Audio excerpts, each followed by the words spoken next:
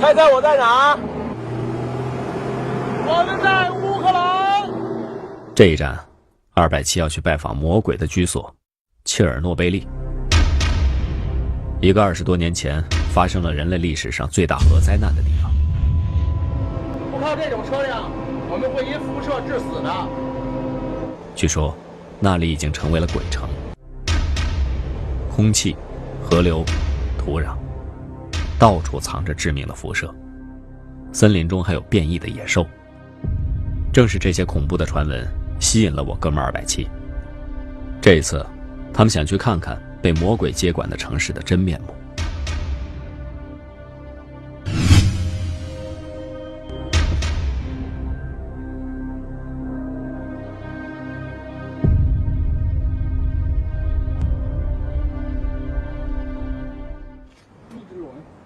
我们的车辆是被禁止进入的，向导告诉我们会有车辆来接我们，一个普通的旅行车，没有做任何防护。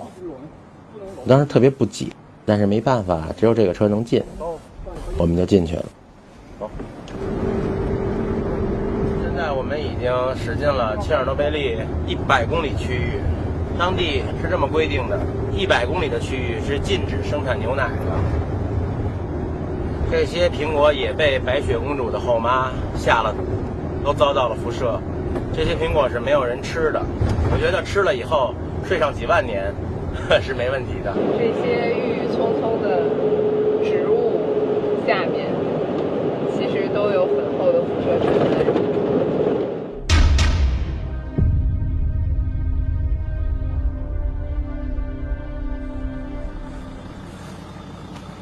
我后面的这个标志是切尔诺贝利核电厂的标志，但是现在它变成了一个警告标志，就是它告诉我们，到了这儿就是已经进入了这种辐射区域。这当时是前苏联人民引以为傲的世界上最先进、最安全的核电厂，但是它却发生了世界上最严重的核灾难。马路上一辆车没有，这除了汽车的发动机的声音，听不到任何的声音。然后那边有一条路，让草给长死了，我真不知道该说什么。26年之后就是这样。这儿离当年大爆炸的反应堆刚好30公里，再往里走，就是传说中的禁区。想进去，得先签协议，一切后果自己承担，也就是立下个生死状。说白了，在街头枪战的索马里也不需要这样的手续，这真有点像进鬼门关。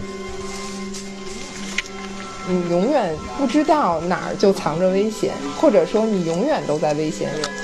切尔诺贝利是更大的一种挑战。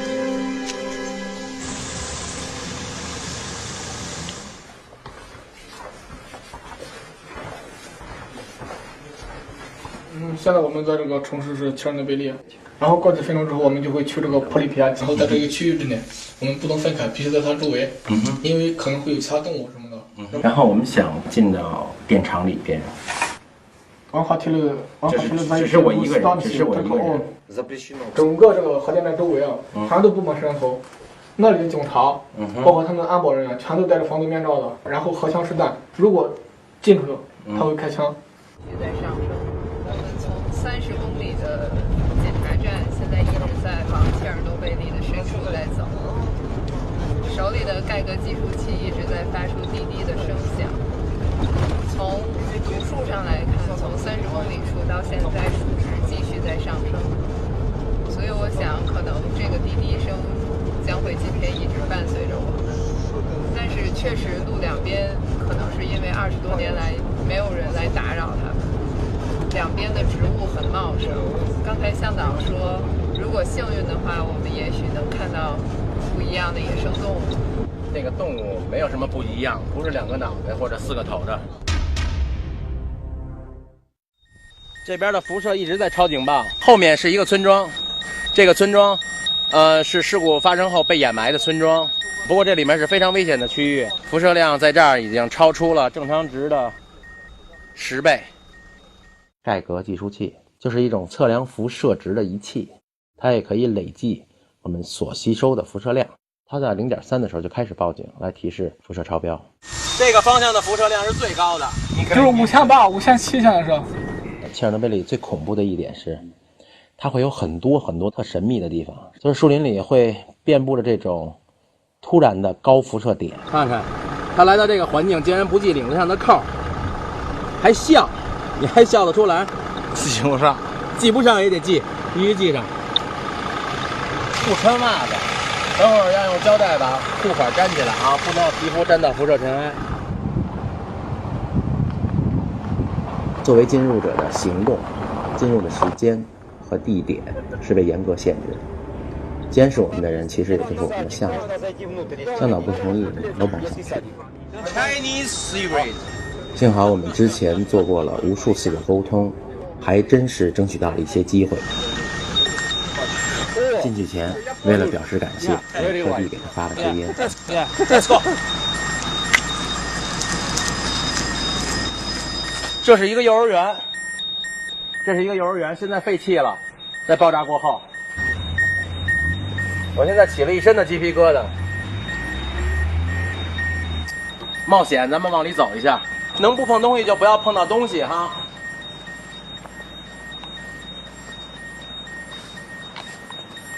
这是一个禁止区域，是没有游客来过的。这儿的辐射比刚才高了10倍。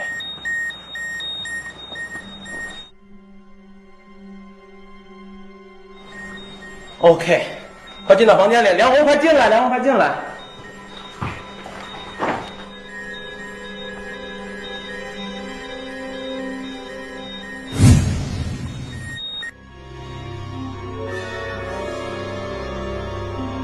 毛骨悚然。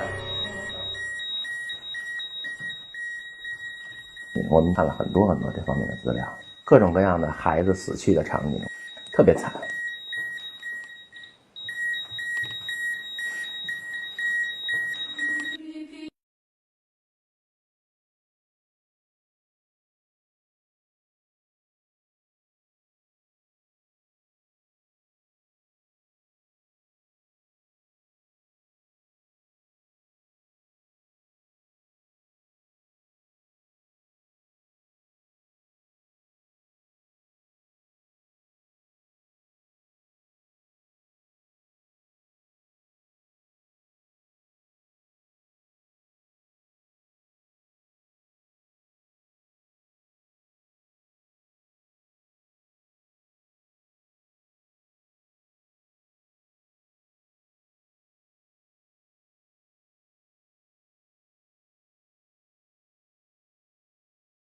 30个小时，1000多辆大巴排成了20公里的队伍，把这些人统统转移走。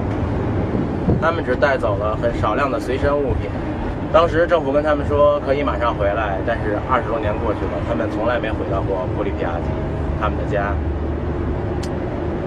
Don't make noise. Yes. In silence, keep silence. Yes, Okay. I know. And maximum 10 minutes on the roof, and I'm waiting for you here. Okay. Okay, no downstairs. problem, yeah. Okay. Straight ahead upstairs. 我们现在要上这个楼顶去看一下4号反应堆到底是个什么样子。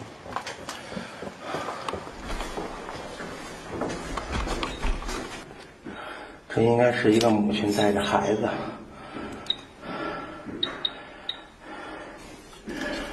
这应该是一位前苏联的军官，这是他们的家庭。这有太多这种生活气息在里面了。这应该是他的证人。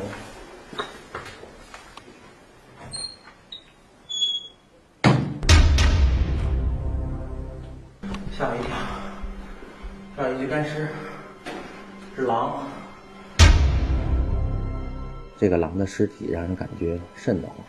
来之前看过一部叫《切尔诺贝利日记》的电影，其中有一个情节，就是建筑物里发现了一具动物的尸体，随后就出现了凶猛的变异生物。在这楼里不会有什么变异的生物吧？司机和向导根本就不会上来，只有我们。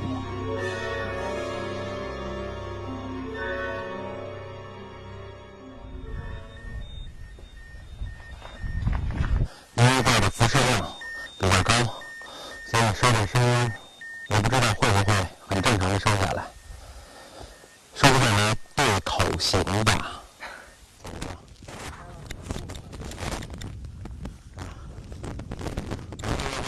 不是 PSC， 一栋16层建筑的楼顶上，我们后面那就是4号反应堆，是切尔诺贝利的4号反应堆。如果不拿着它，我感觉不到恐怖，但我拿着它，我非常恐怖。这跟索马里的恐怖真是不一样。索马里真刀真枪你看得见，在这儿呢，蓝天白云，蓝天白云，没有花香。没有人类活动的这种遗迹，那些自然界的那些东西长得太好了，就是你看到的都是美景。如果不是有报警器在一直传来那种报警的声音，我会认为那是特别美的一趟那种森林之旅。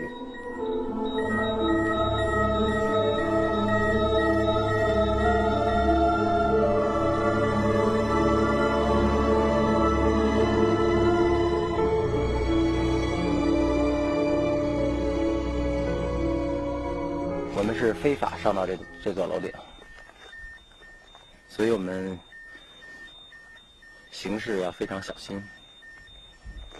待的时间可能不会太长，那咱们赶快走吧，万一被发现我们就惨了。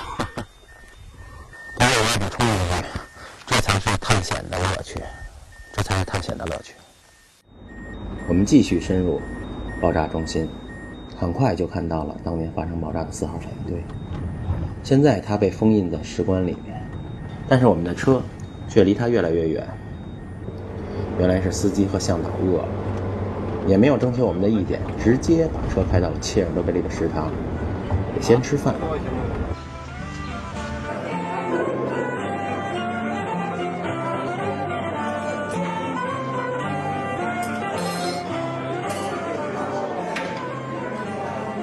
我真没想到我会在切尔诺贝利电厂吃午餐。他们说这里的食物是安全的，但我真不能相信。4号反应堆跟我们近在咫尺。天哪！我特别好奇石棺里面扣的是什么。石棺当时设计寿命只有10年，但现在已经20多年过去了，随处都有漏水，内部有严重的坍塌。这儿的震撼完全不亚于索马里战争带来的震撼。这真是太恐怖了！切尔诺贝利灾难的前因后果，在我心中有很多的谜团。新闻报道、历史资料都是别人看到的，我更愿意自己去发现。看看有没有人愿意接受我们的采访。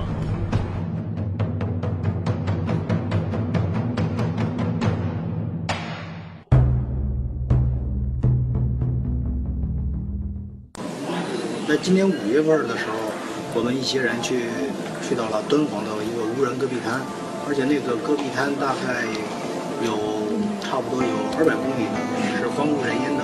当我们进到戈壁滩的时候，里边有一段沙漠，之后就开始起了沙尘暴。我们大概走了10公里的时候，我们已经口干口渴了，也没有水，当时已经所有的人都快撑不住了。但是在这个时候，突然我们看到有一个人，他拄着双拐过来了，而且更让我们很震撼的是，而且他是有一条腿是假肢，之后他自己一个人在翻越那些土堆了，在那个沙漠地上，你要穿越那个丝网什么的，从爬过来之后，就让我们所有人很震撼。今年已经是第3年来到这儿了，之后他每年都会一个人来穿越这120公里的无人戈壁滩。